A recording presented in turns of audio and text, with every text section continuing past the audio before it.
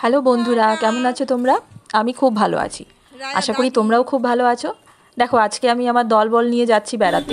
বেড়াতে মানে একটি বিশেষ কাজে। আমার ছোট মেয়ে রায়ার 1 বছর পূর্ণ হতে চলেছে নভেম্বরের 30 তারিখে। ওর বার্থডে সেলিব্রেশন আছে, তাই ওর ফটোশ্যুট করতে যাচ্ছি, স্টুডিওতে যাচ্ছি। কোথায় স্টুডিও? আসলে সেটি হচ্ছে আমার কাজিনের বাড়ি। আমার কাজিনের হাজব্যান্ড, উনি প্রফেশনাল ফটোগ্রাফার। ওনার বাড়িতে ছোট্ট একটি স্টুডিও আছে, উনি সার্ভিসও করেন। তো আমরা পৌঁছে গেছি আমাদের গন্তব্যস্থলে। আসলে ছবি তোলাও হবে, আবার দিদির বাড়িও ঘোরা হবে, হ্রদ দেখা, কলা বেচা দুটো একসাথেই হয়ে যাবে। আমার জামাইবাবু ও নিউবর্ন বেবি থেকে শুরু করে আপ টু 5 to 6 ইয়ার্সের বেবিদেরও ফটোশ্যুট করে।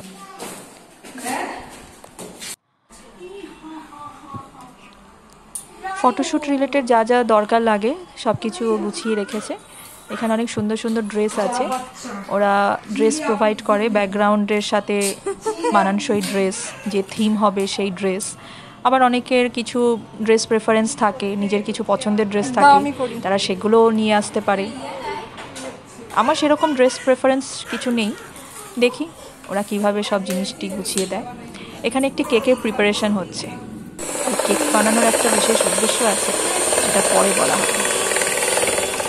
এই যে হিয়া শুরু করে দিয়েছে খেলাধুলা ওর বোনের সাথে, দিদির মেয়ের সাথে ও খেলতে শুরু করে দিয়েছে। ওদের ছাদে একটি ডগই আছে। সন্ধ্যা হয়ে এসেছে। আজকে আমার এখানে থাকার প্ল্যান আছে, কারণ ফটোশ্যুট করতে অনেকটা টাইম লাগে, আর যেহেতু জামাইবাবু অফিসে, ও এখনও ফেরেনি। কেক তৈরি হচ্ছে। কেকের উদ্দেশ্যটা তোমরা পরে ভিডিওর এন্ডে বুঝতে পারবে, যে কেক বানানোর উদ্দেশ্যটা কী হবে কেক দিয়ে। রায়াকে ওর মাসি একটু ঘুম পাড়িয়ে দিয়েছে, কারণ না ঘুমালে ভালো ছবি আসবে না। আর এখানে হিয়া আর সোহাগ দুজনেই টিভি দেখতে ব্যস্ত। আর এখানে দিদির কাজ করে যাচ্ছে, কেক বানিয়ে যাচ্ছে। ও খুব ভালো কেক বানায়। এই কেকটি রাগি বানানা কেক, হেলদি।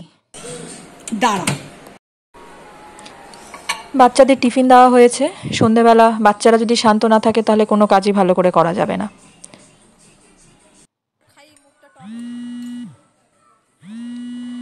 এদিকে দিদি কেক ডেকোরেট করছে, ক্রিম লাগিয়ে এটাকে এবার ফ্রিজে রাখতে হবে। সন্ধে হয়েছে, চা তো খেতেই হবে। একদিকে চা হচ্ছে, একদিকে কেক ডেকোরেশন হচ্ছে, সবাই আমরা কাজে ব্যস্ত।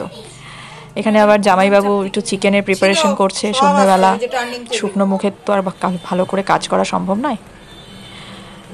শুরু হয়ে গেছে ফাইনালি যে কাজের উদ্দেশ্যে আমার এখানে আসা। ডেকোরেশন শুরু হয়ে গেছে, ব্যাকগ্রাউন্ড ডেকোরেশন। সবাই কাজে লেগে পড়েছে। আসলে বাচ্চাদের কাজ খুব সূক্ষ্মভাবে করতে হয়, খুব সময় নিয়ে করতে হয়। এই যে আমাদের মডেল, উনি সাজুগুজু করছেন। আমাদের টিফিন হয়ে গেছে, স্ন্যাক্স খেতে খেতে ছবি তোলা হবে।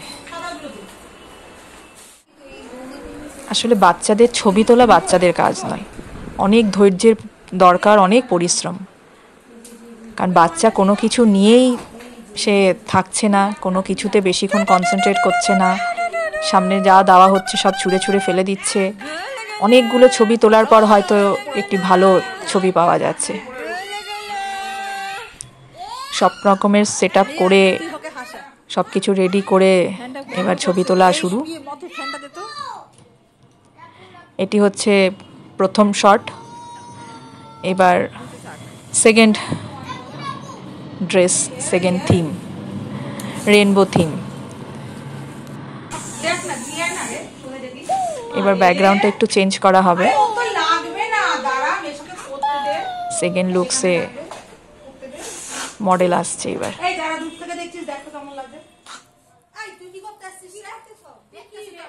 খুব সুন্দর করে ওরা সাজিয়েছে, ব্যাপারটাকে ম্যানেজ করেছে।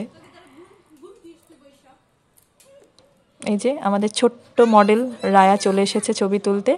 রেনবো থিমের সাথে ম্যাচ করে রেনবো ড্রেস পরানো হয়েছে ওকে, কিন্তু ও তো কোথাও বসছে না। যাই দেওয়া হচ্ছে সব ছুঁড়ে ফেলে দিচ্ছে, এদিকে হামাগুড়ি দিয়ে চলে যাচ্ছে, ওইদিকে হামাগুড়ি দিয়ে চলে যাচ্ছে। ওর ছবি তুলতে তুলতে আমরা ক্লান্ত হয়ে গেছি। ওকে ক্যামেরার দিকে তাকাতে বললে তো আর ও বুঝতে পারছে না, কিন্তু আমরা ওকে এমনভাবে এন্টারটেন করছি, দেখো আমরা সবাই লেগে পড়েছি ওকে চেয়ার আপ করতে। ও যাতে একটু ক্যামেরার দিকে তাকায়, ও যাতে একটু চুপ করে বসে, পুরো বাড়ি ওর পেছনে লেগে পড়েছে। ডিনারের জন্য আমরা রেডি হচ্ছি আস্তে আস্তে। দিদি মাটন কষা করেছে আর ফ্রাইড রাইস কিনে আনা হয়েছে, কারণ আমরা ছবি তুলতে তুলতে, জামাইবাবু ছবি তুলতে তুলতে আমরা রায়াকে সাজাতে সাজাতে, রায়াকে রেডি করতে করতে টায়ার্ড হয়ে গেছি। এটি হচ্ছে আমাদের থার্ড লোকেশন বলবো না, এটি আমাদের থার্ড পোর্শন, থার্ড লুকস। আরেকটি অন্য ব্যাকগ্রাউন্ড, এটি একটু ইন্ডিয়ান লুকস। ওকে ড্রেস পরিয়ে সব কিছু ম্যানেজ করা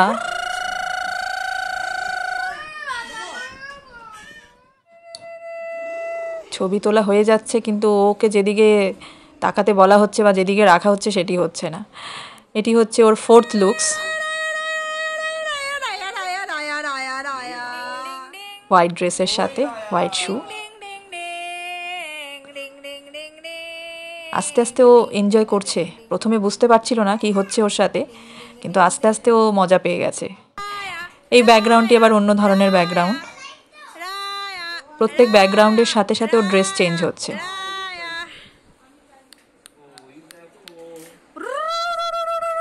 আসলে সময় কম, কিন্তু কাজটি আবার সূক্ষ্মভাবে করতে হবে।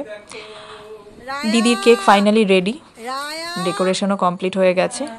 এইবার যে উদ্দেশ্যে কেকটি বানানো হয়েছে সেই উদ্দেশ্যে পূরণ হবে। এবার last segment, birthday celebration, cake mash. এই সেগমেন্টে ওরা সাধারণত সব ফটোশুটের লাস্টে রাখে, একদম লাস্ট পোর্শন এটি।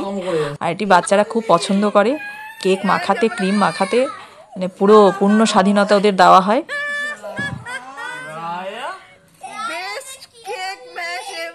এই পোর্শনে সাধারণত খুব ভালো ছবি ওঠে, খুব র্যান্ডম ক্লিক হয়। রায়া তো পুরো কেকের ক্রিম মেখে একাকার করে দিচ্ছে। আর কেকটি বাড়িতে বানানো, দিদি নিজের হাতে বানায়, যাতে বাচ্চারা তো খাবে, কোনো যাতে অসুবিধা না হয়। তোমরাও যদি তোমাদের ছোট্ট হিরো হিরোইনের ফটোশ্যুট করাতে চাও তাহলে তোমরা আসতে পারো এখানে। আমি আমার ডেসক্রিপশন বক্সে সোহাগ ফটোগ্রাফির লিঙ্কটা দিয়ে দেব, তোমরা কন্ট্যাক্ট নাম্বারে কন্ট্যাক্ট করে এখানে আসতে পারো।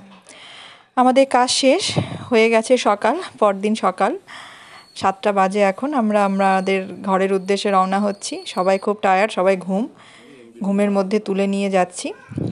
ওকে চলো, টাটা, দেখা হবে আবার অন্য কোনো দিন, অন্য কোনো ভিডিওতে।